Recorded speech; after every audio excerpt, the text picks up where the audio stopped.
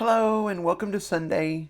Um, I so the iPad apparently has like a zoom out feature, although it looks really weird because it's like, yeah, I look like a pinhead. But anyway, I thought I would just try it out this time because a lot of times there's all this excitement happening around me and looking out the window and all sorts of fun stuff going on. So I thought maybe if I zoomed out a little bit, then you guys could see a little bit more of everything happening. So, of course, this will be the time when no cats show up and you get nothing going on.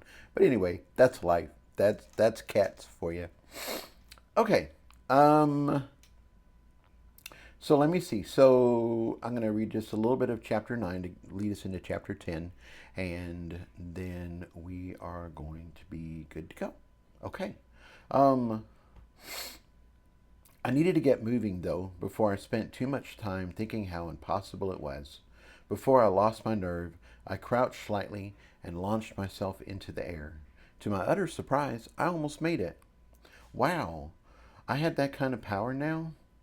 Annabeth's eyes twinkled as she called that encouragement. I focused a bit more, gave it a little more oomph, and this time I clasped the edge of the floor. I hung there for a moment, feeling how easy it was. Then I pulled myself up, swung my leg over the side, and rolled onto the sixth floor. Easy peasy. Soon we were both sitting on the edge, feet dangling onto the floor below. Chapter 10, Spike. When did you learn to jump like that? I asked. A few weeks ago, she said. I was training with Tyler, and he was trying to get me to think outside of my normal patterns of movement. He discovered I was afraid to jump, and I was very careful about lying down on the ground. I looked at her in confusion. Why was she afraid of lying on the ground? Annabeth saw my look and she laughed. Jason, you're young. I'm sure you can lie on the floor and look for something under the bed without ever having to consider how you're going to get back on your feet again. When you get older, it's not so easy. I'm 73 years old in human years. You better believe I didn't do any jumping, and I sure as hell wasn't going to roll around on the floor. It always shocked me when she mentioned how old she was. 73 was ancient.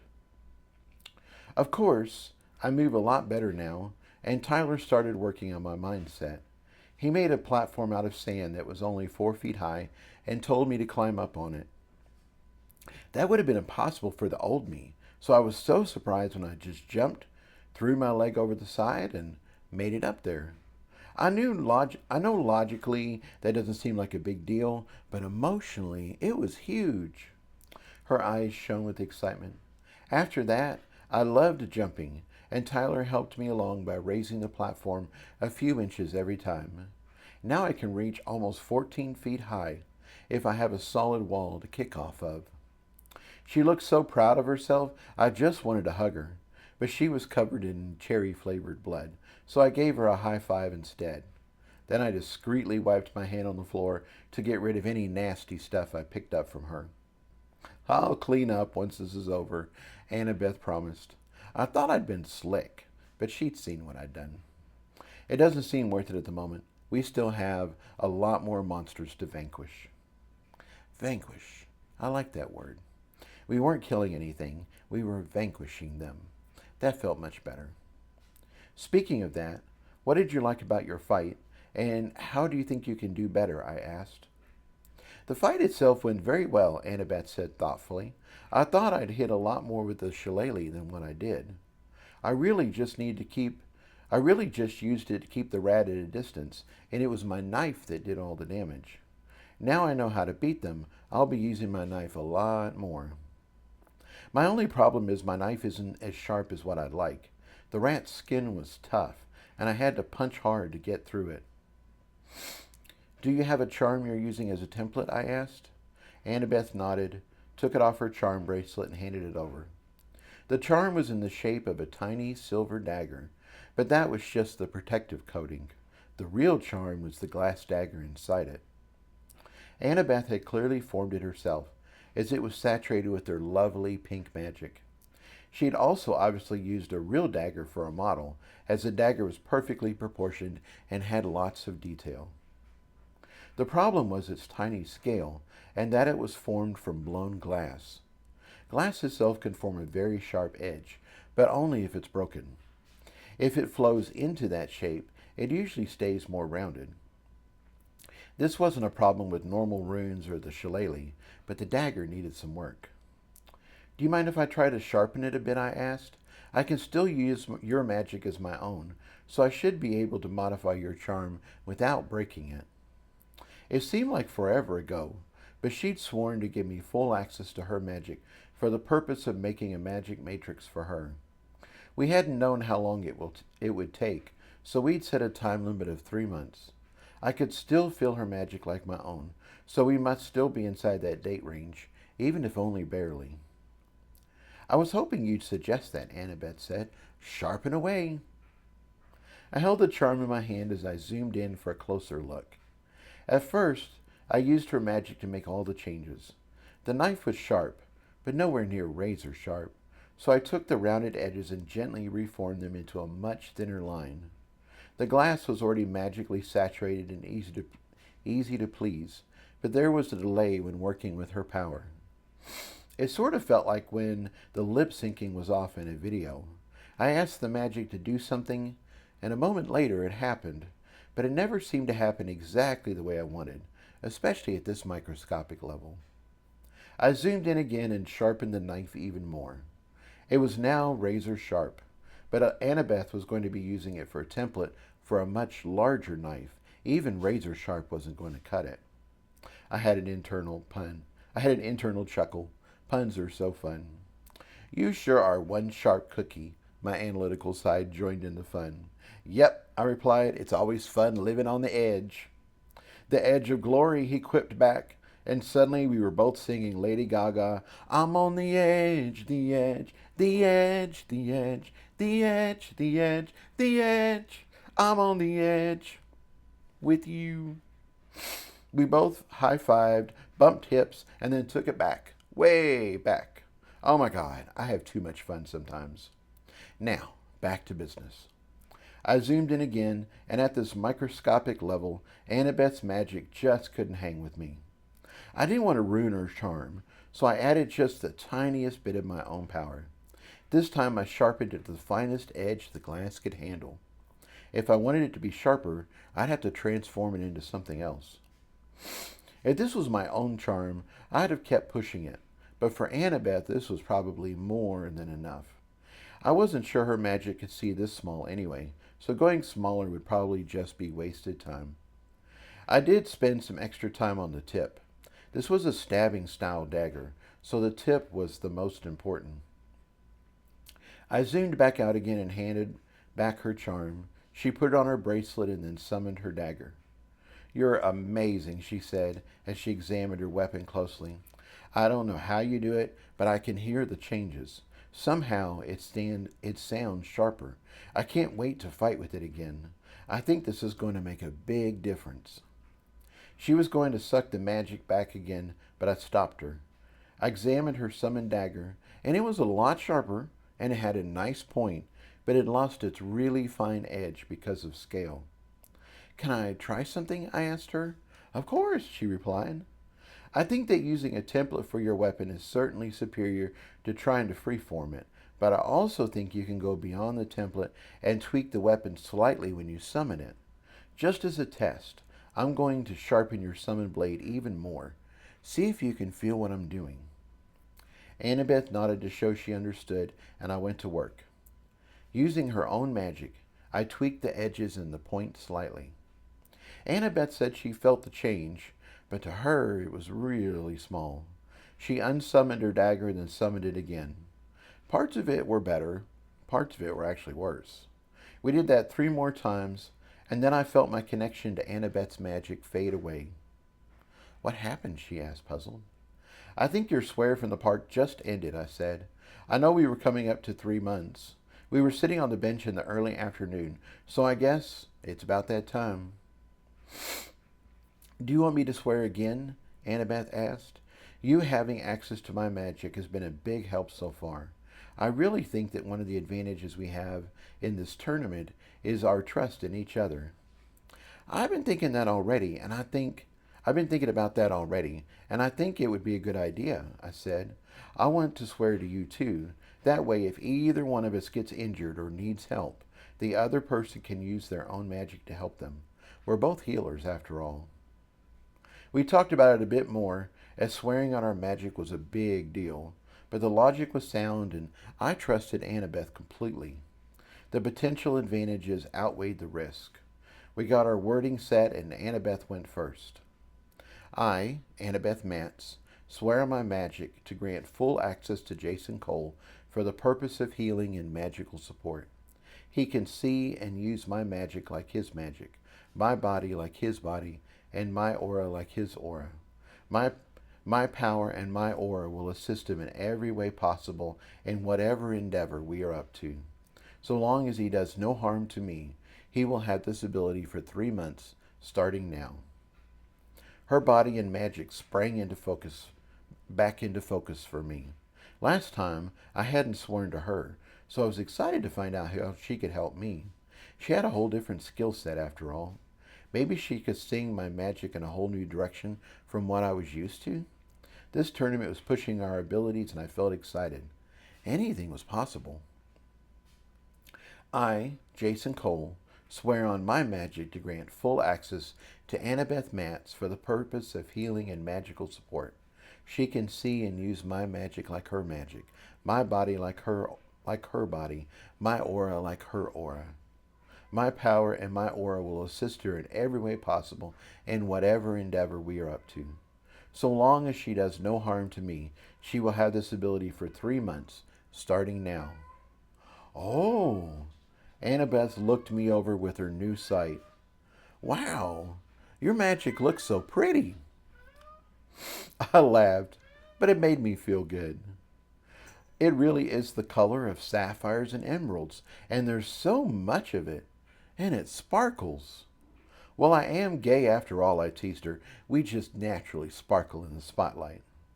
Annabeth kept looking at me like I was her first My Little Pony, and she couldn't wait to play with me. I gave her a poke to get her back on track.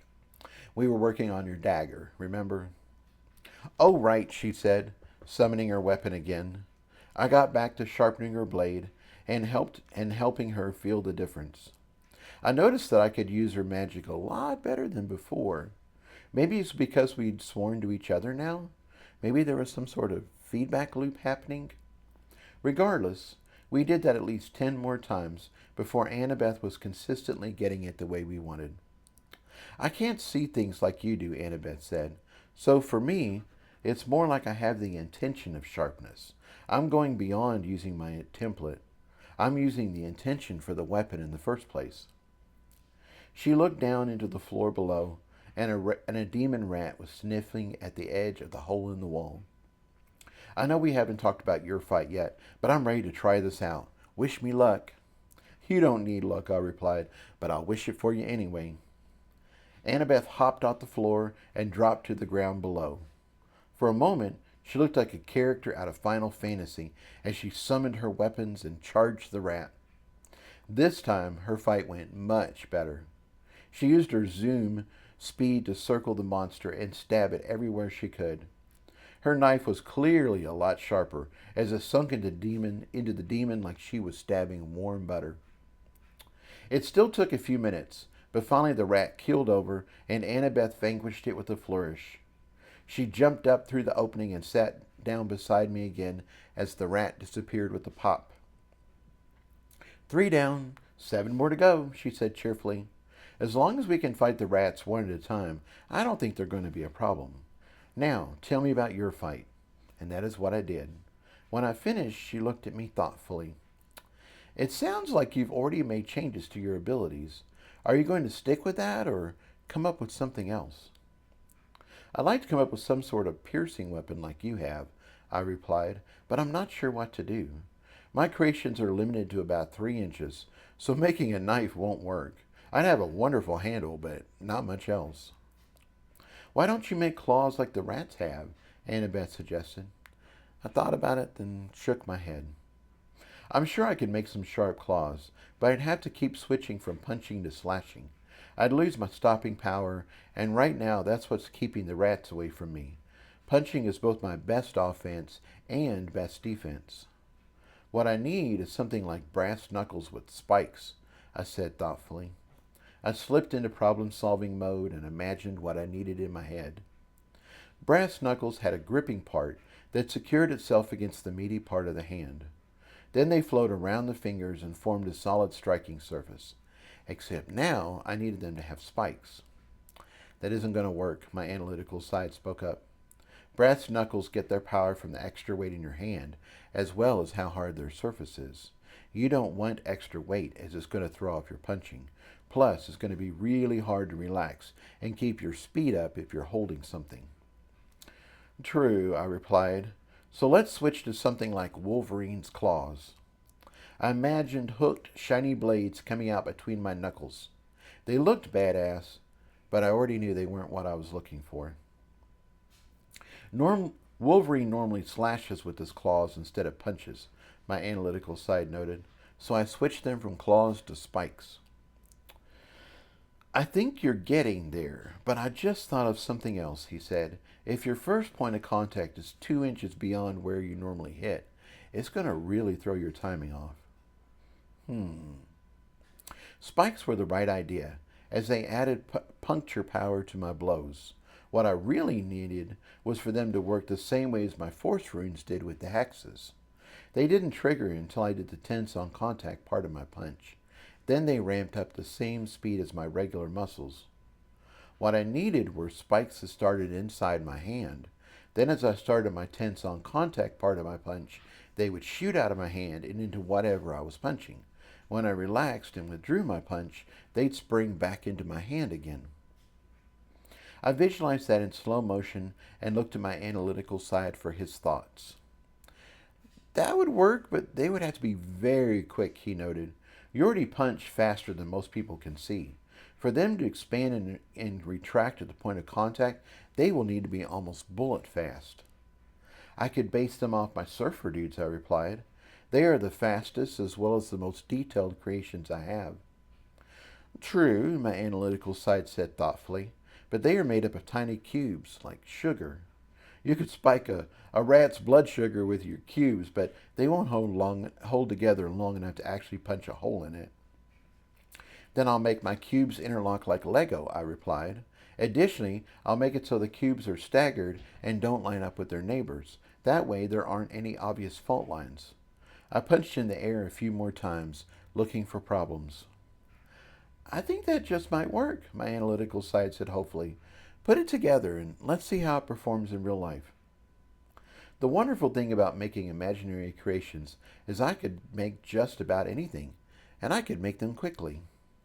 I duplicated my lead surfer dude and started making changes. First, he wasn't a dude anymore. He was a spike. My surfers could transform into just about anything because of their granular makeup, but I wanted to give this guy a different name entirely. Not only would he have a specific function, I'd be changing the basic cube itself. I zoomed in tight and started with just one cube. I gave it 2 bumps and 2 dips on each side so it could easily interlock with its neighbors. I engraved the offensive, fast version of the force rune in the corner. That way, every particle in my spike would be focused on speed and power. Once I was happy, I commanded all the other cubes to transform to the same shape, and all 386,000 cubes changed in one shot. I was very happy that it worked, as changing that many cubes one at a time could take forever.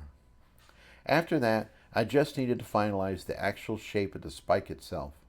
I'd originally thought of something different, I'd originally thought of something like a traffic cone, where it starts needle sharp at the top and then keeps getting wider as it goes down. I didn't like how skinny the top part stayed, though. I'm sure it would have had wonderful piercing power, but it seemed so delicate. This was for battle situations. I needed it to feel tough. Next, I tried something like a nail, where the tip flared out fast and then formed a solid column for the rest of the spike. That wasn't exactly what I wanted either. That seemed more like it was bashing into the enemy. I had the terrific detail to make a sharp point. I needed to use it. I had the terrific detail to make a sharp point. I needed to use it. Finally, I settled on something in the middle. I made the first inch taper out from a sharp point. Then the next inch was about as big around as my pinky and provided solid support for the piercing part. The final inch flared out even more and formed a solid base inside my hand. I also marked it like it was a cold spring to give it explosive power. I went back to the tip, and although it was narrowed down to just one grain, I still modified it so it came to a point. That spike should have this spike should have a piercing power that was just insane. I had Penny save the template, then duplicate it 7 more times, one for each knuckle. Finally, I filled them up with magic and set them in position. Welcome to the team, I said to my new spikes. You're going to add a whole new level of offense. Up till now, I could bludgeon my enemy and break them down. That doesn't work for everything, and today you are adding the pierce to my punch. They vibrated with excitement, so I kept going. We will need to work on timing, of course, but once it's set up, you are literally going to get your point across. You're going to jab 'em and stab 'em. You're going to prick 'em and stick 'em. You're going to thrust 'em and bust 'em. You're newbies, but your enemies will be Swiss cheese. I was running out of rhymes, so I'd better wrap this up. In short, we're going to do great things together. Now, let's vanquish some rats. My spikes were so excited, I thought they'd start whizzing through my body at full speed. They were wound up and ready to go. I focused back on the real world and gave Annabeth a big smile. Did you make some brass knuckles? She asked. Even better, I replied and told her all about it. That sounds amazing, Jason, she said, and went to hug me. Then she remembered she was still covered in rat juice, so she turned it into a shoulder bump instead. Are you ready to face another monster? I'm going to do a couple test punches, I replied, but then yes, I'm ready to get my spikes on. Wish me luck. I slipped off the edge and dropped to the floor below. You don't need luck, she called down to me, but I'll send it anyway. I gave her a cheerful wave and then took a quick look around to make sure no rats were lurking to ambush me. I'd already had a look from up top, but it was better to be safe than sorry. The coast was clear, so I looked for a good patch of dirt to use for testing. I could have hit the rocks in the walls, but that seemed awfully hard to test on. I was going to be hitting monsters, and hopefully they wouldn't be as hard as stone. I had faith in my soul creations, but I didn't expect them to be able to punch through rock. Actually, I didn't expect them to be able to punch through bones. I just needed them to get through tough skin and muscle and things like that. I lined up a patch of dirt, leaned over, and gave it a test punch. Wow, it was certainly different. Not bad different, just different. The best news was there were 4 beautiful holes in the ground. They were about 2 inches into the ground and looked like someone had made them with a fat pencil. The not so great news was that this certainly put a lot more stress on my hand and arm. I thought about dialing back the force runes a bit, maybe back to 40%, but then decided not to. Both of my marks were still working on me, so I should only get stronger and more resilient as time passed. If I could handle it now, then I needed to keep going. I punched the dirt some more and realized I had a small timing issue. That was easy to fix, and soon the spikes were feeling natural. I could have played in the dirt for another hour, but we had monsters that needed killing. I'd have thought all my pounding would have drawn their attention, but nobody was sniffing at the holes. I called and waited, but still no rats. I need a volunteer, Annabeth said in a sing-song voice, and just like that, a demon rat showed up. You're a rat whisperer, I called up to Annabeth as I started sprinting towards it. It stepped out of its hole and sniffed the air, but I was on it before it could charge. Lightning punch, lightning punch. The rat hissed like a snake and staggered a few steps. Blood was going everywhere, but I didn't let up and hit it even harder. Its leg collapsed, and that's when I realized just how powerful my new spikes were. They were going right through the bone. A few seconds later, and it was over. Annabeth dropped down to the floor and came over as the rat disappeared with a pop. I'll take that hug now, I said cheerfully, and held up my messy, red-stained arms. No. Hard pass. Annabeth wrinkled her nose at me. I guess it was different when it was somebody else's monster blood. How do you feel? She asked. Are you ready to knock out this quest? I feel great, I said. Let's do this. And with that, we got to work. The rats ignored me, but they came when Annabeth called. She was careful and only pulled one or two at a time. With our new abilities, we quickly took the demons down. It was messy work, though, and at one point I got a splash of rat blood in my mouth. Annabeth was right. It tasted like cherries. My new spikes were incredible, and I felt like they were even more effective than Annabeth's knife. I didn't have any long-range attacks, but my fists were turning into powerful weapons. It wasn't long before we had our 10 tails, but we decided to keep going. We put in a decent amount of time powering up at the beginning of the quest, and we were already here, so we might as well take advantage of our preparation. Who knows, maybe we'd clean them all out and get the bonus. We were working on our second set of 10 when we heard the sound of feet on the stairs. Was Oteg coming back to check up on us already? We finished vanquishing the rat we were working on and went to the center of the room to look up through the opening. It wasn't long before we saw Oteg step into view, followed by another team of adventurers. He was attempting to give them the history of the warehouse and the reason he'd started the 7th floor, but they wanted none of it. Whatever, old man, the leader said dismissively. We get it. Kill some rats, complete a quest, get a reward. This is so lame, one of the other adventurers whined. Couldn't they come up with something better to do? There is already another team working on the floor, Oteg said loudly. You are welcome to stay right here until they are finished. He was practically yelling, and Annabeth looked at me in surprise. I think he's trying to warn us, I whispered, and she nodded in agreement. We don't wait for anyone, the team leader snarled. Now go away and we'll handle it. Just make sure you have our pearls ready. I don't want to spend any more time in this hellhole than I have to. Most certainly, good gentlemen, Otug continued to yell. I provided a lamp if you need light to see by, and here's the rope for you to get down to the floor. The other team must not have dropped it for some reason. I heard the sound of little feet, and Ank's anxious face appeared over the edge of the opening. Are you okay? He asked worriedly. We both gave him a smile and a thumbs up. There's more adventurers here, and they seem to be in a big hurry.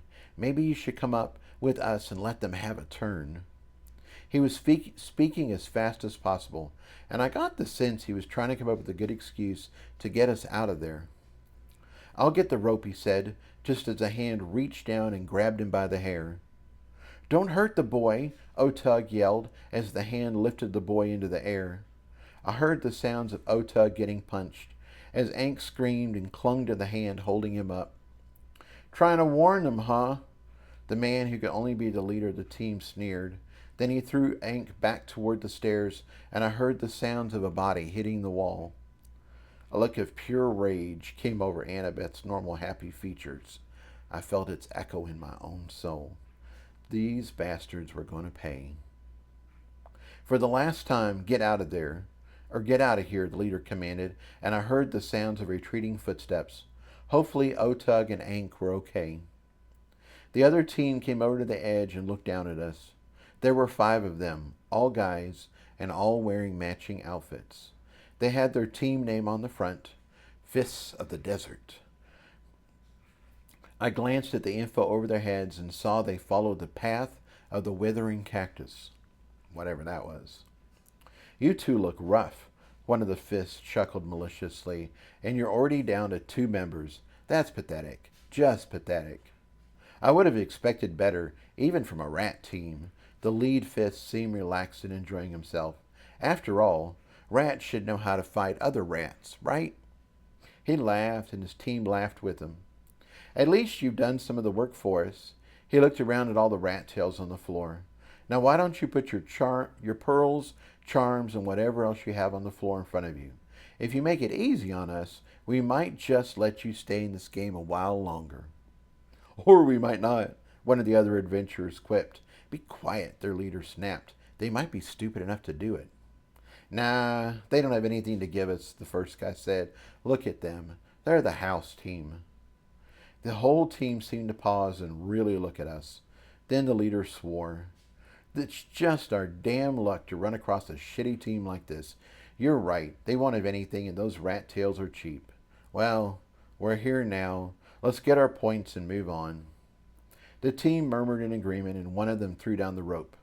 The lead fist looked down at us. Don't touch the rope, he commanded. If you try to climb up and escape, we'll hold you down and hurt you before we kill you. We'll have to be quick about it, of course, but you can still scream a lot in a short amount of time. On the other hand, if you don't cause any problems, I'll snap your necks and make it quick. Annabeth still looked like she wanted to rip off his head and spit down his throat. But I put up my hands placatingly and stepped back with a humble bow. Follow my lead, I whispered to Annabeth. I got the look of death mixed with the side of hairy eyeball, but she raised her hands and stepped back with me. You better have a plan, she snapped, as the first of the fists of the desert started shimmying down the rope. Oh, I do, I said and whispered what I had on my mind. I love it, she said with a look of glee. But if any of them are still standing at the end, I get first crack at them. Of course, I replied. You know I live to make you happy. She snorted, but at least I wasn't getting the hairy eyeball anymore.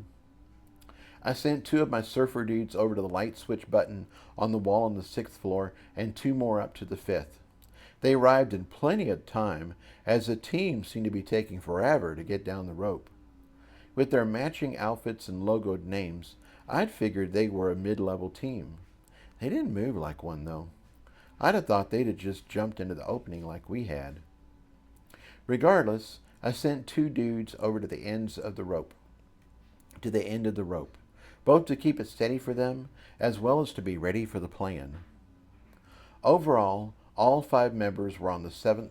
Once all 5 members were on the 7th floor, the leader turned to us with a gleam in his eye. He looked satisfied, like we were trapped, and everything was going according to his plan. Then he looked a bit confused at how satisfied we looked. Everything was going according to our plan. Now, I commanded, and we both jumped for the opening above us. I waited until I was sure Annabeth had a good grip on the lip and was swinging up on the 6th floor before I turned out the lights. My surfers turned out the lights on the 6th and 5th floors and raced back to me. Most importantly, though, I turned off my flashers. With my magic sight, I thoroughly enjoyed the shocked look on their faces as we launched into the air and the floor plunged into darkness. One of the team members had sense enough to reach for the rope, but my surfers had already hauled it up and away. They were now trapped on the floor in the dark, and it was only about to get worse. Pleasure and action make the hours seem short, Annabeth called to the floor below us. Come, my little demons, the hour is short, and the feast is prepared. I think she'd started with Shakespeare. Regardless, red eyes started appearing in the darkness. Lots of red eyes. Or as I used to say, Annabeth continued, supper's ready. Come and get it while it's hot. I chuckled at her humor as we both crouched on the edge of the opening, ready to enjoy the show. The fists of the desert might not have been able to handle a rope well, but they looked pretty in sync as they sprang into action. Circle up, the leader commanded, and they quickly formed a 4-person circle with the leader in the middle. Scorpions glow, he called next, and they all started emitting an electric blue light. It helped that they could now see their opponents, but the eerie source of light made the rats look even more monstrous. I was glad we hadn't had to fight them under those conditions. The first rats out of the hole sniffed and charged. That's when we saw the blue light was far more than just illumination. It was some sort of shield, too. As the rats got close, it seemed to slow them and drain them somehow. The rats started panting, and most of them fell to the ground twitching. Not all of them, though. Some of them kept their feet and continued to charge. That's when the leader in the middle went to work. He held up his hands, palms out, and what appeared to be a stream of sharp needles flew out. The rats didn't like it, but the needles didn't seem to affect them at all. The leader growled and tried again. This time the needles seemed much faster, and they started punching into the rats. This wasn't going to be that wasn't going to be good enough either, as more rats poured out of the holes and joined the fight. The fists were stopping the rats with their blue glow, but from what I could see, they weren't actually killing them. Their leader must have had the same thought as he gave new orders. To the wall, double glow. The glow grew even brighter as the team started shuffling towards the wall. The extra glow seemed to do the trick, as some of the rats fell over and popped out a few moments later. The leader also changed his needles again. Instead of a stream of needles, he started shooting one larger needle at a time. These new needles must have really been moving, as they sounded like someone was firing off a bullet. I figured they were costing a lot of magic, as the leader was only shooting the most persistent rats, and only until they fell to the ground. After that, he left them alone and didn't go in for the kill. I think I figured out their path, Annabeth said as their team finally reached the wall. The path of the withering cactus isn't about them, it's about what they do to their opponents. How do you figure? I asked. They use their blue glow to wither their opponents, Annabeth explained. Then they shoot them full of needles. So at the end of their fight, their opponent looks like dried up cactuses, hence the path of the withering cactus. You're so smart, I told her. Then we watched the fight continue. I was afraid we'd have to summon more rats or jump down and take care of them ourselves when the first member of their team fell. One rat ran along the side of the wall, resisted the blue glow, and made it within striking distance before the leader could needle him. He bit a mage's leg and then started pulling backwards as fast as possible, dragging the mage away from the others. The mage screamed bloody murder, but the leader couldn't get in a good shot to stop the rat. The injured mage switched from blue glow to needles and tore the rat up, but before he could hobble back to his team, another rat bit him, and then another. It only took a few seconds, but the rats pulled him back into their pack and then tore him apart. Or at least they tried to. The mage popped and disappeared, just like the rats we'd vanquished. That made me feel a lot better. Nobody was dying here today. The fists of the desert were assholes, but they didn't deserve to get ripped apart by demon rats. I was sure the injuries were real, though.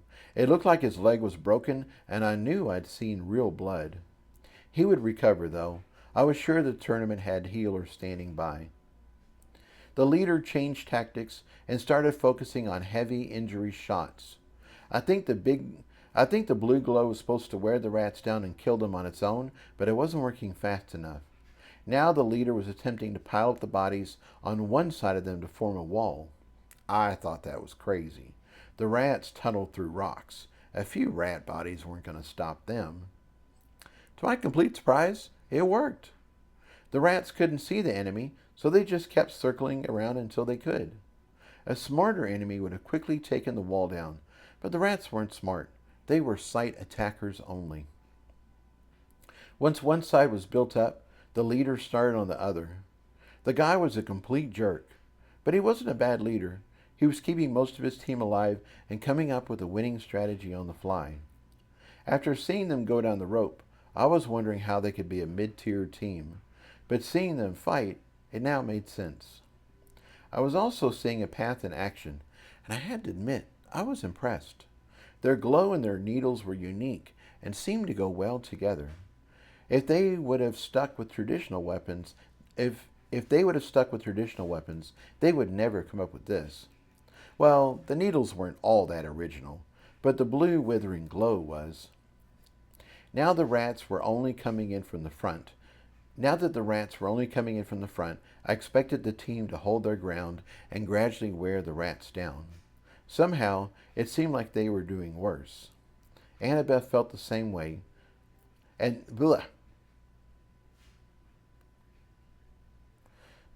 but somehow it seemed like they were only doing worse. Annabeth felt the same way, and then it hit me. They don't know how to focus their glow, I told her. They're radiating their magic all around them, but since the rats are only coming in from one direction, the glow is a lot less effective. Then they'd be better off all switching to needles, Annabeth noted. It was almost like they'd heard her, because that's what they did. One guide stayed glowing to provide light and some protection, while the other three mages switched to heavy needles. They weren't as good as their leader, though. Their needles seemed to have a lot less penetrating power. All that fighting finally closed off the only avenue of attack, and the fists of the desert took a breather. They pulled out some canteens and quickly drank their fill of water. They also seemed to be taking taking pills of some sort. Wait, those weren't pills. They were pearls. These guys were eating their own profit. I guess they were low on magic and needed to get it back somehow. I told Annabeth what I was seeing, and she looked puzzled. Don't they have to go through some sort of process to pull the pearls' magic back into themselves again? I thought you told me that. I thought that too, I replied. Although now that I think about it, I got that impression from Biddy when he was talking about the history of the bank. I don't think he said that for sure. I do know that if these pearls weren't their exact color, they just swallowed some contamination, and a battle is no time to deal with that. The fists looked exhausted, and two of them sat on the floor and took it easy. That proved to be a mistake, as they'd forgotten one very important thing. Once the rats died, they disappeared. They still had their glow going, and I guess it was enough to finally tip the heavily injured rats over the edge. There was a series of pops, and the first wall they'd made just vanished. The mages glowed and needled again, but it occurred to me that their needles had the same problem as shooting arrows. Once the needles left their hands, that was magic they weren't getting back. I could only assume the same thing with the blue glow. It was affecting the area around them, and it had to be a constant drain on their power. I told Annabeth my thoughts, and she agreed. At some point, they were going to run out. It happened sooner than I expected. The mage with the glow flickered, fell to his knees, and passed out. I was shocked to see the leader summon a knife and stab his own fallen teammate. The guy disappeared with a pop, so I guess it was a mercy killing. Still, that seemed pretty ruthless to me. 3 mages were left, and one of them switched over to Scorpion's glow. That left just 2 shooters, and they surely would have fallen quickly, except the number of rats had fallen also. The guy with the glow didn't last long, and he passed out too. The last supporting member of their team switched over to glow as the last few rats got to the fallen member and mauled him out of the tournament. The leader sacrificed his fallen comrade so he could get in his final shots, and the last of the rats fell. For a moment, all was quiet, except for the harsh panting of the final 2 team members. "Bring up the house lights, Jason," Annabeth said. "It's time I taught this team a lesson." "Before I do, you need to make sure your shield charm is up to full strength," I said. "Oh, right," she said, and started charging it. "Also, you said you wanted the first crack at them," I said. "Which one do you want? I'm assuming the leader?" "I want both of them." She looked fierce. Clearly, she had not forgotten what they'd done to Ank and Otug. "I appreciate your sentiment, but let's not lose sight of why we are here," I said. "I know you'll feel wonderful taking both of them out, and I have complete faith that you can do it, but the risk of injury is a lot higher." I let that sink in a moment as I reached out to my flashers and brought back the lights. The floor was a scene of carnage until the rats started popping out. Soon there was just a lot of tails lying around. "You're right," Annabeth sighed. "This team doesn't really matter in the larger scope of things. Let's just pop them and then pop any rats that are left. I still want to clear this floor." "Okay then. As team leader, I'm taking out their team leader," I said firmly. "I have the better shield, and he has the best long-range weapon. You shank his backup, and then come to help me. Our only goal should be to finish them off as quickly as possible." I looked at her shield charm. "All charged up and ready to go?" She nodded. I looked at the other team. They were still by the wall, recovering, but they were keeping an eye on us. "Let's go," I said, and easily dropped to the floor below. I thought the fist leader might do some more taunting and smack-talking, but instead he shot a heavy needle at me right away. Maybe he had more respect for our abilities now he'd fought the rats too. His needle had seemed so fast when we were up top, but now one was actually flying at me. It seemed kind of slow. It wasn't any faster than I'd faced in the sand arena back at the house. My surfer dudes were already in position, and they easily pushed it out of the way. I didn't even bother to dodge. Instead, I raced towards him as he shot at me again and again. Annabeth zoomed by me as she targeted the backup mage, who was just starting to get his glow on. She didn't even summon her knife. Instead, she did a couple pow-pows and bounced him off the wall. Then she boom punched him and knocked him out of the tournament. I think she was hoping to help me with the fist leader, but I already had him well in hand. His needles never landed, but when I reached him, my punches certainly did. I'd forgotten I still had my spikes going, so not only did I break things, I punched holes in him too. Have fun recovering from that, asshole. Fist leader popped out of the tournament, and as he did, I noticed something fell to the ground. I picked it up and showed it to Annabeth. It was a little pouch, almost like an old-fashioned change purse. I popped the snap to open it, and inside were a bunch of pearls. It looks like they completed some quests before they came here, Annabeth said excitedly. And now, in a way, we did too. In a way, I agreed and handed her the pouch. You're the team leader, she said, trying to hand it back. I always seem to get into trouble, I said, refusing the pouch. My clothes get trashed and all sorts of nasty stuff happens to me. Of the two of us, you are much more likely to get our pearls back to the palace safe and sound. That is true, Annabeth nodded thoughtfully and put the pouch in her pocket. We looked around, but it was just the two of us. No rats and no teams, although there was an awful lot of tails on the floor. At least the fists of the desert were useful for something, Annabeth noted. We could have taken out these rats ourselves, but it was a lot more fun watching them do it. For sure, I agreed. Although, after watching them fight the rats, I'm a bit surprised at how easy we took them down. Don't get cocky, Annabeth said seriously. They've just done a lot of fighting and they were down to only 2 people. If we'd have fought them when they were still fresh with all 5 members, it probably would have been a lot harder. Oh, believe me, I'm not getting cocky at all, I replied quickly. I was just thinking how their powers were better suited to battling lots of lower-level monsters rather than fighting a few high-level targets like us. I don't know how they would have fared against the Rat King, but I don't think they would have done very well. I'm just thinking about us and what we can do. I don't want to make the same mistakes they did and take on more than we can handle. We'll keep figuring it out, puzzle boy. Annabeth gave me a gory half-hug. I was pretty gross myself, so I half-hugged her back. Now, are we ready to take on the Rat King? Sure, I replied in my best team leader enthusiastic voice. Let's do it. I almost burst into a cheer, something along the lines of, rats, rats, going down. We gonna beat you into the ground. That sounded a bit too bloodthirsty, though, and I couldn't come up with anything else fast enough. Plus, I was afraid a full cheer was just a little too gay. After all, if you're going to do the chant, then you gotta jump in the air and wave the imaginary pom-poms at the end. Annabeth looked at me questioningly like she expected something more. The moment has passed, I sighed and waved it away. Call the rats and let's get to poppin'.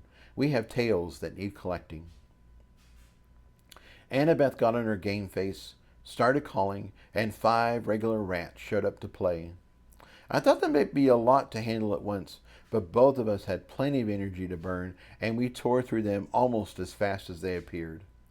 Then the Rat King showed up. Otug was right. He was a lot more powerful than the other rats we'd faced. He was at least double their size, and it wasn't just his eyes that glowed red. His teeth did as well. It certainly upped the demon factor a lot. It also made me think that a bite from him would do more than just physical damage. It would curse me in some way. Rat King sniffed the air, then decided Annabeth was a tastier choice, so he went after her. She zoomed away and the chase was on. The king had to have weighed at least 300 pounds, but despite its mass, it could still stop and turn on a dime. Its low center of gravity and its powerful legs made it a formidable foe. Annabeth led it on a merry chase around the floor, making sure to pass by me more than once. I punched the crap out of it as it ran by, drilling holes down the length of its body. After I did that a few times, it decided that I might be a much better target and came after me. It ran at me, hissing with its mouth open, ready to take a big chunk out of my cute self. I liked my body just the way it was, so I targeted its two massive glowing incisors and punched the crap out of them. I really thought the teeth would be just too hard for Spike and his crew to handle, but they punched right through. It didn't take many holes before the teeth shattered. The Rat King hissed like a tea kettle and backed up, right into Annabeth's blade. She started stabbing away like she was trying out for the lead in a Scream movie, while I went all Bruce Lee fists of fury on its front half. Between us, we knocked it down to size. The Rat King tried to get us momentum back again, but we were not about to let that happen. We were fast and deadly, and before long the Rat King fell over and the glow faded from its eyes. "Are you okay?" I asked as we both stepped back. She was covered in so much blood, it was hard to tell if any of it was hers. "Not a scratch," she replied. "You?" "I'm good too," I assured her. Then I heard the sounds of voices and the clomping of feet on the stairs.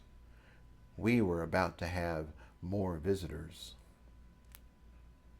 And I will continue on the next chapter, which is Seek and Find. All right, we'll see you in 2 weeks, in a fortnight. Take care. See you then.